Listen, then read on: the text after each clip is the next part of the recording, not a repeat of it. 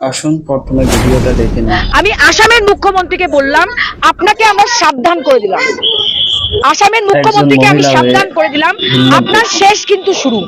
আপনি যেভাবে মানুষকে, এই দেশের নাগরিককে সরকার হেনস্থা আসলে করছেন, মানুষের সেটা উপর চাপ আসামের দিচ্ছে। জনতা কোনোভাবেই মানবে না। ঠিক আপনি যতই মিছিল করেন, অরুণোদয়ের ভয়ে মানুষ আপনার মিছিলে আসছে, আপনাকে ভালোবেসে আমাদের সবাইকে আসামের আওয়াজ জনতা উঠাতে আসছে না। হবে। এই মহিলার কথায় একটা বড় সত্যি উঠে এসেছে।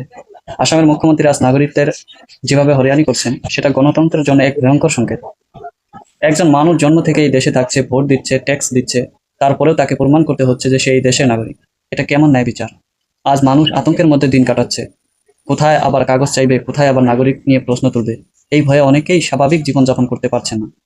আসলে এই নীতি দিয়ে সাধারণ মানুষকে ভয় দেখানো হচ্ছে যাতে তারা চুপ করে যায়। কিন্তু মনে রাখতে হবে, চুপ থাকলে অন্যায় আরো বাড়বে। তাই এই মহিলার প্রতিবাদ শুধু তার একার আওয়াজ নয়, এটা লাখো মানুষের কণ্ঠস্বর যারা প্রতিদিন এই অন্যায়ের শিকার হচ্ছেন।